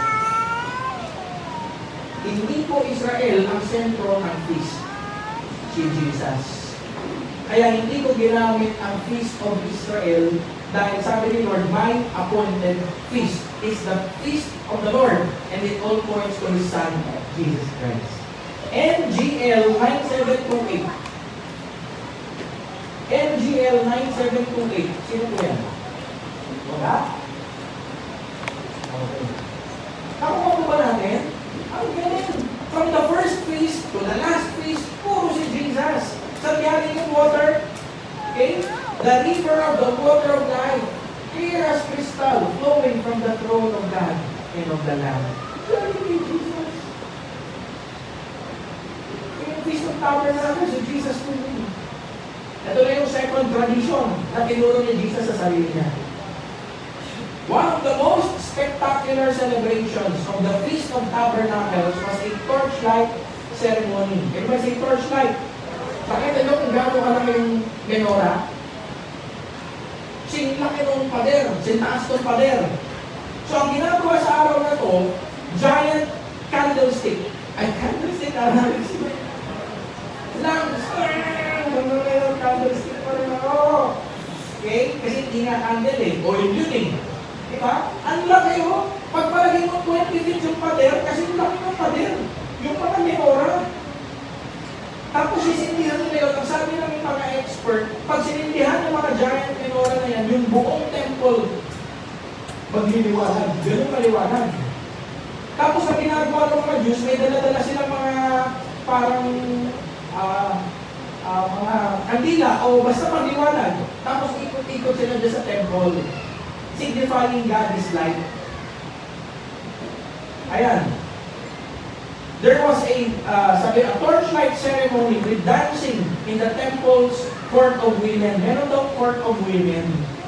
Oh, may sarili yung court ha. Di ba? Kaya yun. Sana maglakasan yung court of ladder. Ano sabi, ganda nga, ang asa naman, ang pangit. Di ba? Grabe. Bakit? Bakit nila sinisindihan yun para sa mga Hudyo? Commemorating the pillar of fire in the wilderness. Wow! Tignan nyo, ginamit ni Jesus yung feast na yun para ituro ang sarili niya. Pakibasa dyan ni 12. Ulit-ulit. 1, 2, 3, go!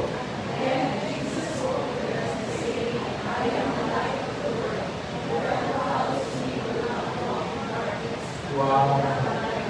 Ang galing! Ginamit ni Jesus yung custom and tradition na ginagawa ng mga Jews para nag-aano kayo ng menorah, igamit yung menorah, ako ang iwanan ng mundo. Alam mo, gano'n ang isang mark ng ano eh, nung witty at sharp na minister. You can use what's happening in your surrounding to drive home the point. Si Jesus, sinamantala niya yung isang tabernacle. Yung tubig, ako yan. Pauuhaw ka ako, pag uminom hindi mauuhaw. Yung liwanag, yung giant menorah, ako yan totoong liwanag. Alam ko, ano natin si Lord? sabi? Ito yung nangyari sa Book of Revelation when God dwells with men in the end. Ano sabi niya? The city does not need the sun or the moon to shine, for the glory of God gives it light, and the Lamb is its lamp. Ang galing! Si Jesus lahat. Di ba? Siya na yun eh. So let me conclude. Ayan na, Revelation 21, I heard a loud voice from the throne saying, Behold, the tabernacle of God is with men, and He will dwell among them. Tingin ko, uncontestable na meaning ng Feast of Tabernacles eh. Diba ito yung pagbaba ng new heaven and new earth, the new Jerusalem from heaven. Okay? He will dwell among them, and they shall be His people, and God Himself will be among them. So, ano sabi ng verse 5? And He who was seated on the throne said, Behold, I am making all things new. So, ang Feast of Tabernacle symbolizes Jesus makes all things new. Okay? Ano yung application niya sa atin? Jesus dwelling with us for all eternity. Okay? Yan ang ating eternal destination. Kaya para sa akin, hindi ko matanggap na millennium ito. Kasi after millennium, pakakawalan pa ang Diablo, magkaka-final battle pa. Eh dito wala na eh. Basahin mo nga Book of Revelation, nasa chapter 21 and 22 na wala kang susunod eh. Ending na eh. Ang sabi nila doon, the Spirit and the bride say, Come. Yun eh. May sense ba? Okay? Pero ganito mga kapatid, do your own study. Pero sa akin ito ni stand ko. Ang linaw-linaw lahat ng correlation, pasok. Diba? Feast of Tabernacles, may tubig, may... Sabi ni Jesus, ako yun. Diba? Sa Feast of Tabernacles, ibig sabihin, wala na sila sa wilderness, so tapos na yung mga suka or sukot, diba? Pasok na sila sa promised land, hindi na sila sa mga tent o mga tent. So dito, meron din. Forever na. Eh kung nalagyan mo pa ng battle ng Armageddon dyan, makakawalan pa Diablo, anong feast idadagdag mo? Sige, magdagdag ka, mag-invento ka. Nakuha ko ba natin? Last feast na to. Kaya dapat finale na rin yan. Yung, ang tawag dito, yung symbology natin. Malinaw? I'm presenting to you my case at sana malinaw. Kasi mabalikan ko lang. So dito po, the fall or autumn feast, ito yung personal summary ko. Pero I think it makes sense back by scripture naman. Okay? So, trumpets, shout from the archangel. Jesus coming. Darating siya eh. At mabubuhay tayo. Yung atonement, okay? So, dumating na si Lord, He will now start to judge. Guilty ba o hindi?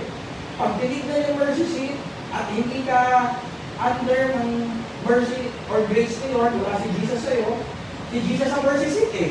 Tama? Kung wala siya sa'yo, wala yung mercy ni Lord. Wrath ka. Judgment ka.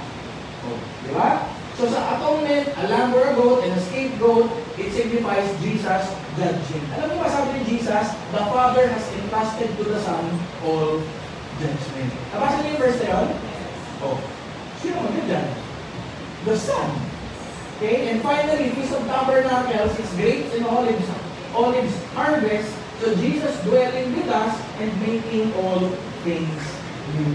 Okay? Kaya ilang days sa Tabernacles, whether it's 7 or 8 days, ang point dito, kung hanggang 21 or 22 man siya, wala nang susunod na feast. So, ibig sabihin, yan na yung happily ever after. Does it make sense? So, ulitin ko, yung apat na nauna, uncontestable na yun eh. Yun na yun, historically. Etong tatlo na to, parang prophetic siya in nature. Okay? Pero prophetic siya with the mindset of revival.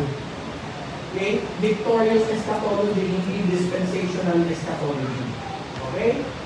Ito na yan. Yan. Picture nyo na lang yan. Yan yung grand summary ng buong teaching ng hapon. Okay? So sana may natutunan po kayo. Thank you, Lord. Grabe. So, Passover, Jesus died.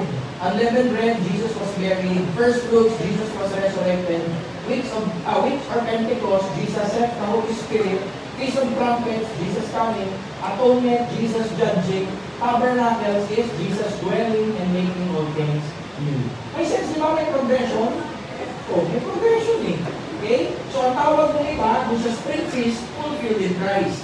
Yung gap is the church age, and yung autumn or fall feast is to be fulfilled in Christ.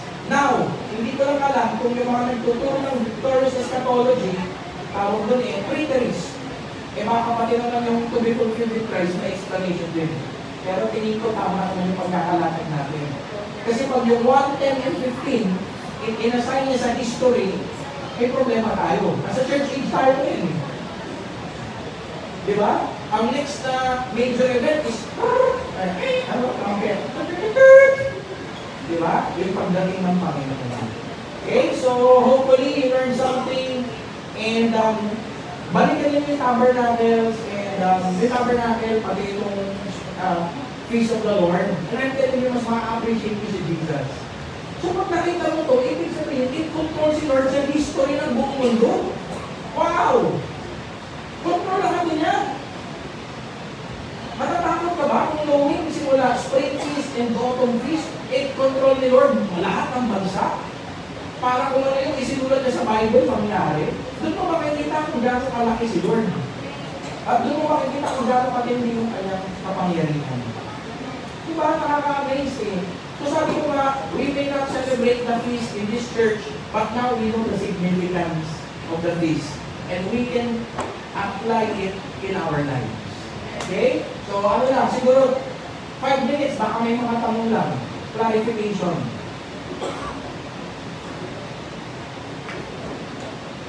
Kung meron lang naman, kung wala, okay lang. Sabi lang. Ito, gusto ko. Ayan. So yan, picture nyo rin yan para malaman nyo kung anong harvest. Okay, so basically lahat ng harvest ng Israel ay pasok sa kanyang agricultural cycle. Kita nyo ba?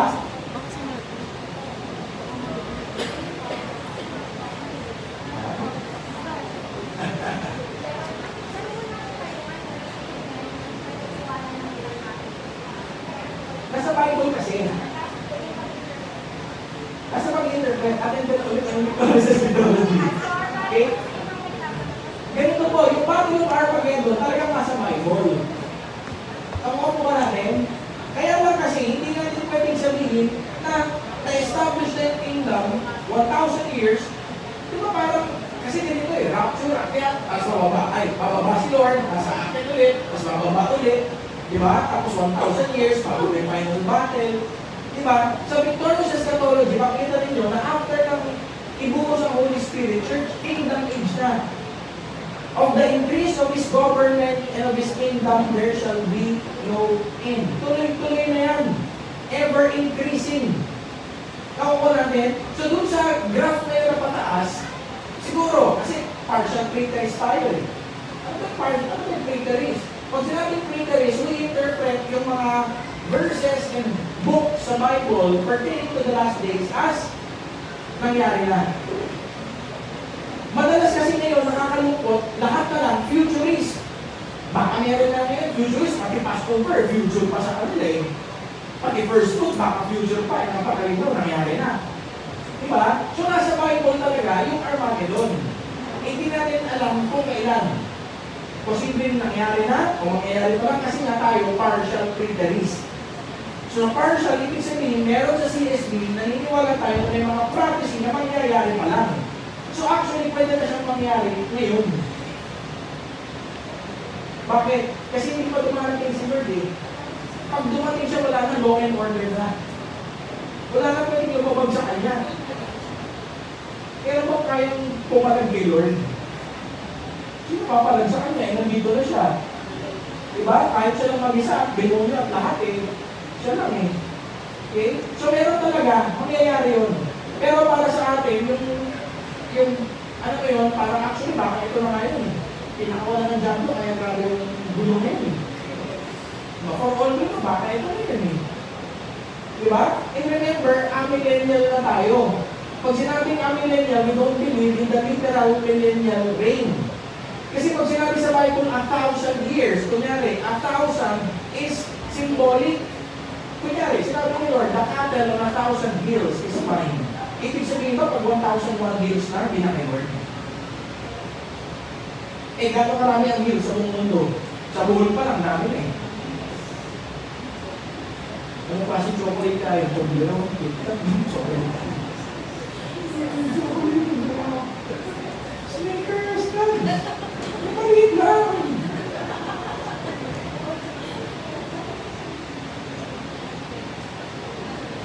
Nakuha mo ba namin? So, para sa CSP, ang millennial tayo, meaning the 1,000 years is not physical or literal 1,000 years, but it means never-ending. Lahat. Nakuha mo ba namin? Kasi, ini-interpret natin na 1,000 years, ha? Ano natin eh, point of view natin. Mag-isip ka na isip Hudyo. Sa Hudyo, iba ang pagkakaintindi na pag sinabi, 1,000. Ibig sabihin lahat. So, sino dito naniniwala na cattle on every hill belongs to God? See? Ibang sabi ng psalmist, 1,000 hills lang. Nagkamali ba siya theologically? Hindi. Hindu mindset.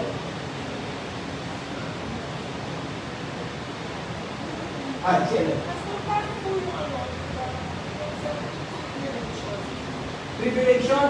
Actually, sa CSB, ang tribulation meron. Tapos na. AD 70. Kaya nga tayo parang sa bahay eh. Kunyari, di ba magdapagod ako, biglang tatawag si Hana. Sabi niya naman niya, tapos pa-explain na. So, explain ko naman. Ang lagi ko conclusion, Hana, akin ka na ng Bible school. Para isang lakad ka lang. May tribulation. Yung Matthew 24, ito po, there will be wars and rumors of war. Diba? There will be earthquakes. Ano interpretation natin? Futuristic. Kasi dispensational theology o dispensational eschatology. Pero basahin mo ang Matthew 23, yung pretext. Ano sabi ni Jesus? All these signs will certainly be fulfilled upon this generation. Hebrew mindset, ang isang generation, gano'ng matagal? 40 years lang. 40 years lang ang isang generasyon. So si Jesus, AD 30, okay, 40 years, AD 30 siya namatay. Okay, kung isang generation, AD 70, doon nagsimula yung tribulation. So, sa religious ka, hindi.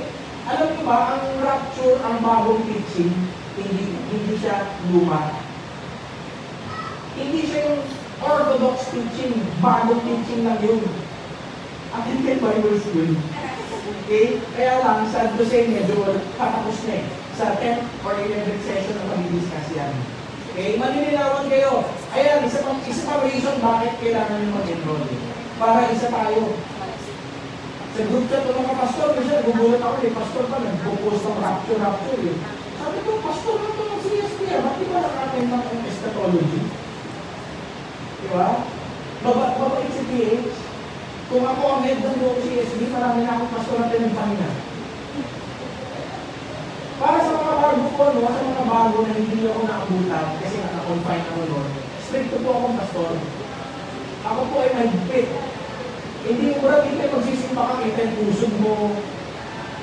Diba? Pag minister ka, mahikaw ka sa ilong, mahikaw ka sa muso. Baka alagay kita dyan sa ilong mo. Strict po ako. Kasi kung ano naman tama, doon lang tayo. And at the same time, no one forces you to be part of this church. Kung ito sa church, abide.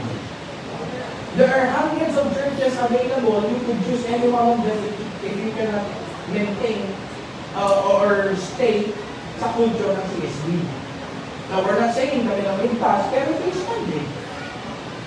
Ito yung stand na CSB. Pero mabalik talaga si PH, kung ako yung senior pastor, marami akong pastor na CSB na pinagpahinga. Iba-iba ang theology and doctrine. Okay? So anyways, meron pa tanong? Nagtuturuan mo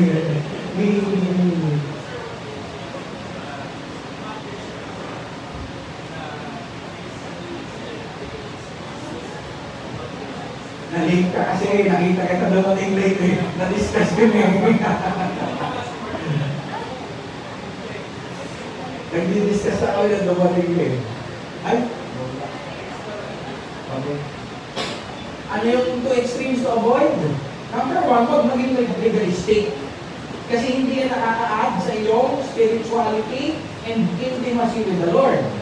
Okay, whether you celebrate the feast or not, ano yan? These are a shadows of the things to come. The reality, however, or the substance can be found in Christ.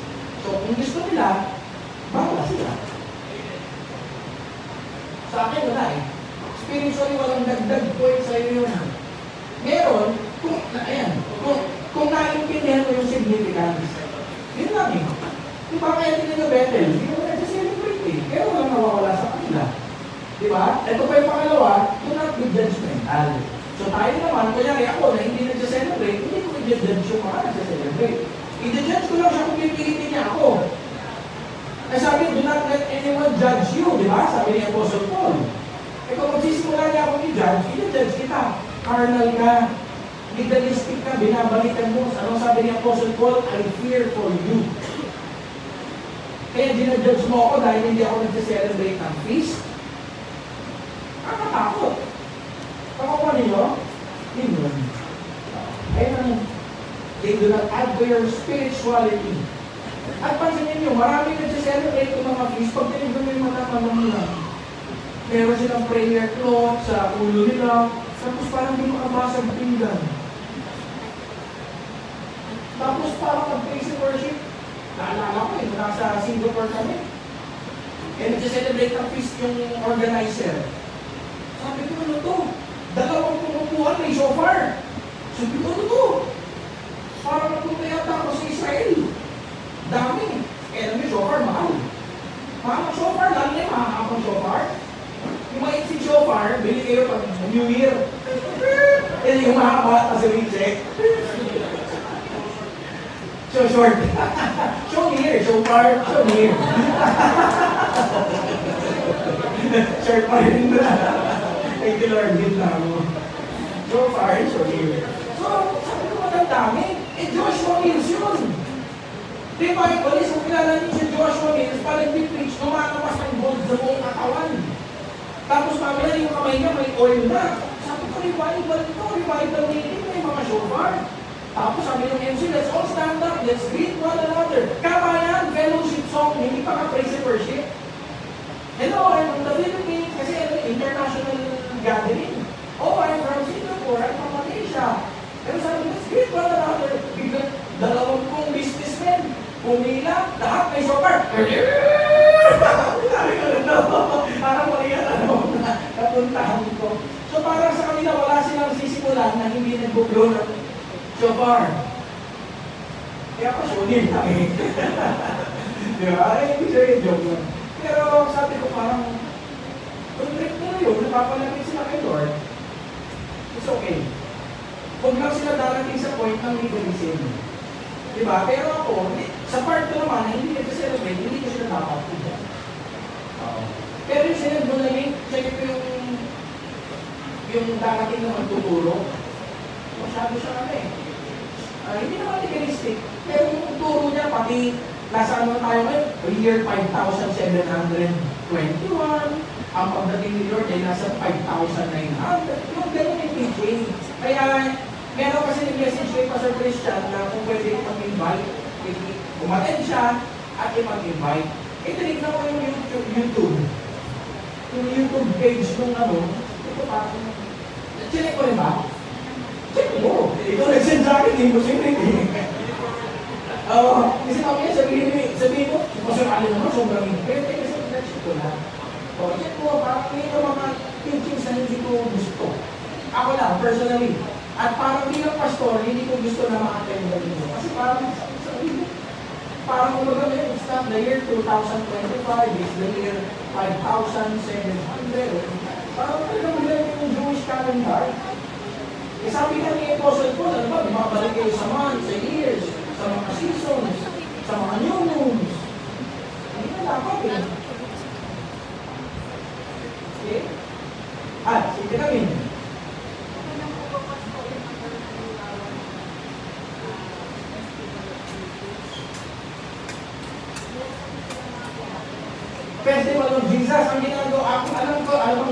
may Jesus Festival. Diba? Sa SMX eh. Pwede. Pwede naman. Diba, kunyari, coinciding with the feast, tapos talaga Christian celebration, wala namang mga kung ano-ano. Diba? It's not legalism, it's celebration. Kasi kunyari, dinuha mo ng Passover, sasabayan natin ng, sige, whole day, ano tayo? 5-hour praise and worship, hindi tayo natanggal lang, hindi pa. Tinaon lang. Pero ibig sabihin, hindi naman tayo, kasi kung tutuusin, may Seder, yung meal. Meron pa yung itlog, tapos may buto, may ano. So hindi naman yung ginawa yun. Nakisabay lang. Kasi yung mga feast naman, para sa buong mundo rin. Diba? Salvation ng buong mundo yun eh. So hindi lang para sa Israel. Kaya po hindi ko siya tinawag na Feast of Israel. Kaya ninyo, plano yun ni Lord ng salvation para sa buong mundo. Hindi lang sa bansa Israel. Yung literal feast lang, kuman sa kanila. Pero yung significance para sa ating lahat. Kahit hindi kung celebration mo, praise and worship tayo, diba? Celebrate natin yung pagkamatay. Kaya nga, pag ang glory encounter natin, ginagawa ng Holy Week eh.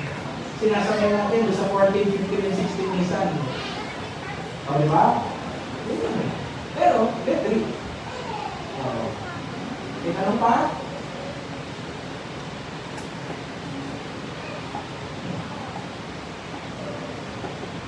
Ganito po, no, may mga feast akong hindi discuss kasi hindi siya part ng command ni Lord. Tulad ng Hanukkah at yung Purim. Okay, Feast of Cleansing and Feast of Lights. Nangyari na lang yun, later na lang. Although sabi nila, nangyari daw yun ng panahon ni Esther, nung naligtas ang bansang Israel. Diba? Nangyari talaga, pero wala naman kasing command si Lord. So hindi ko siya sinama sa study na to. Hindi siya Feast of the Lord. Hindi siya may appointed feast. Sana?